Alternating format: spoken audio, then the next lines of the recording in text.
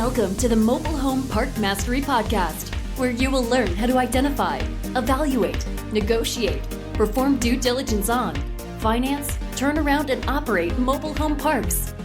And now, here is your host, the fifth largest mobile home park owner in the United States, Frank Rolfe.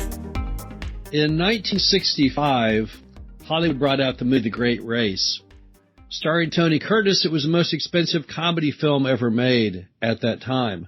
But now we're entering a new chapter into the mobile home park industry, which I would also call The Great Race.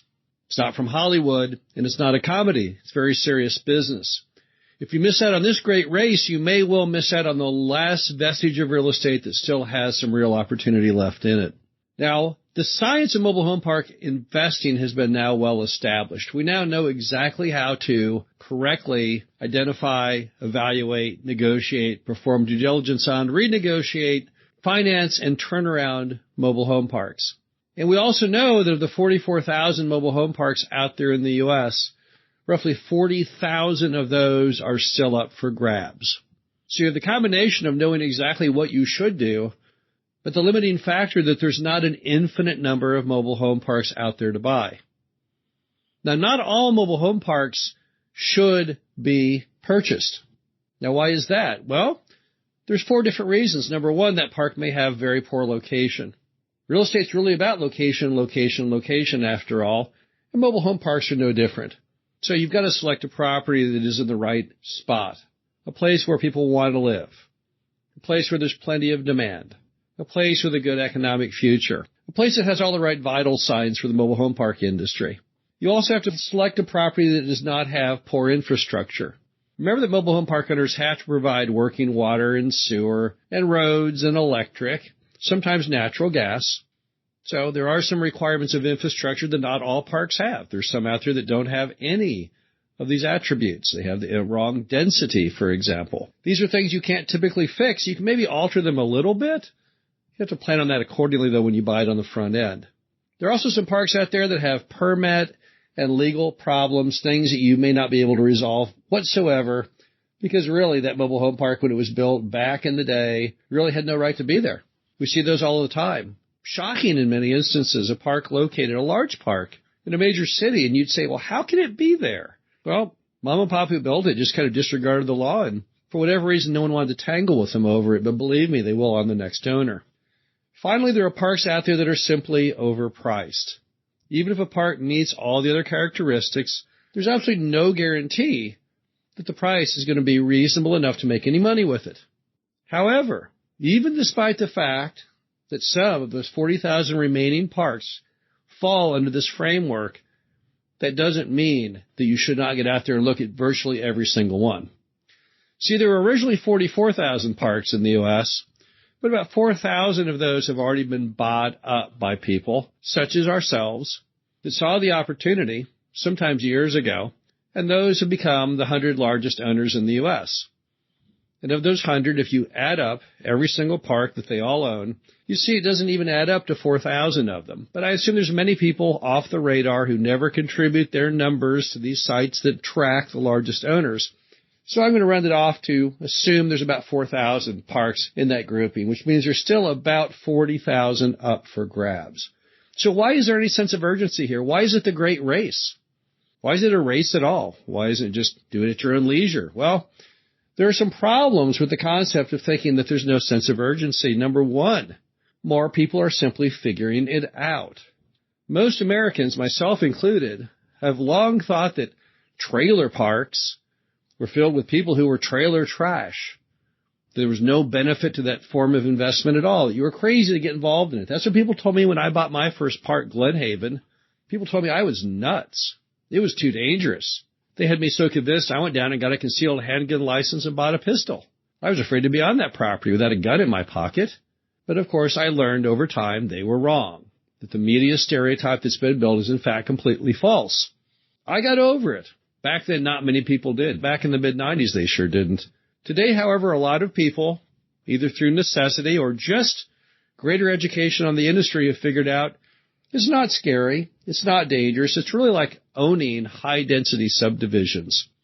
So you constantly have, every day, more people figuring it out and entering the space. Number two, and this is very important, there will never be any more mobile home parks built. I don't care what they want to say at HUD. I don't care what they want to say in the current administration. They're not going to be building any more mobile home parks, at least not that form of affordable housing. I know the government's been releasing all kinds of thoughts and comments recently. Oh, they're going to bolster affordable housing. When they say those things, they're talking about apartments. The government loves apartments. Virtually everything in Section 8 is an apartment. I don't know what the tie-in between them is. I don't know if it's financial. I don't know what's going on. But they don't think about mobile home parks, and that's just perfectly fine. I really would rather not have them build any more mobile home parks as a large mobile home park owner. I'd be crazy if I said, let's do it. But yet I can still face the facts if I was wrong, but it's a very simple equation. Cities don't want mobile home parks, certainly not built in their boundaries. Why would they? Mobile home park people don't pay a lot of tax, and mobile home parks don't pay a lot of property tax. And as a result, to a city, a mobile home park is nothing but a money-losing proposition. And the neighbors don't want them. It hurts their property values. Easy to prove. Just go on any real estate website that shows you the value of the properties surrounding something. Go to Zillow, for example. You'll see that the cheapest homes in the neighborhood are the ones nearest that mobile home park. Just being a block over, home prices seem to rise significantly. So if there aren't going to be any more mobile home parks built, which they will not, even if the government tried to build them from scratch themselves, they couldn't do it in any city anyone would want to live in. They could certainly build them in areas in America that are blighted, places that people don't want to live anymore. Any idiot can, in fact, build a mobile home park. It's not that difficult, but it's impossible to get the permit. Even though the government would like to say it has lots of powers today, it doesn't have any power there. So as a result, you just won't see any new parks come on the horizon. When these last 40,000 are bought up, there won't be another 40,000 coming down the pike. In fact, there won't be any more coming down at all. Also, moms and pops in the industry, which have always been the bedrock that we buy from, they're all getting really old. Almost all the parks out there that you'll buy were built and perhaps still owned by what are called the greatest generation and the silent generation. Now, the greatest generation, which are the nicest people I ever met, they're certainly getting much, much older. To be a greatest generation person, you could virtually have lived during and fought in World War II. So the greatest generation people, for those to be alive today, you are beyond the actuarial tables of most insurance companies. Then you have the next group, the silent generation. These are the people that were born during the Depression. So typically they're normally in about their 80s. And again, greatest people you will ever meet. But what do the greatest generation and the silent generation both have in common? They're both simply fighting that biological clock. I'm no different. I'm a baby boomer, but baby boomers, the age range of baby boomers begins in 1946. So baby boomers, many of them right now are in their mid-70s. So I'm aware of my biological clock as well. I know that we all don't live forever.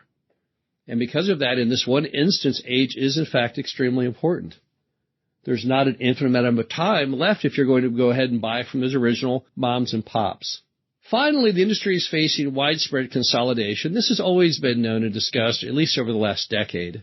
I've written countless articles on that reality, and we've seen it come to pass. I appear to be completely correct. Multiple multi-billion-dollar transactions have taken place, and a whole lot in the hundreds of millions of dollars.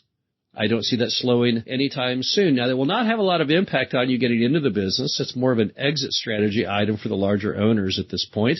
Most of the large private equity groups have very, very large minimum investment standards. Most want to spend on their first acquisition at least $100 million. Not many people outside of that top 100 could even begin to remotely hit that kind of a level. But nevertheless, as consolidation happens, it will attract more people into the industry. People see these articles and they become fascinated. Who didn't read the article about the multi-$100 million mobile home park that sold not too long ago near Silicon Valley? Many people did. Many people asked me about it. So consolidation will bring greater interest. People will start saying, wow, the Carlyle Group, the biggest private equity group in America, is buying mobile home parks. How strange.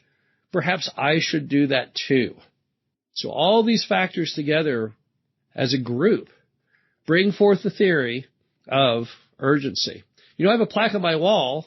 It's been there since the 80s. It says time kills deals. It means that we all work our entire lives under an extreme sense of urgency. So in this case, don't be left out.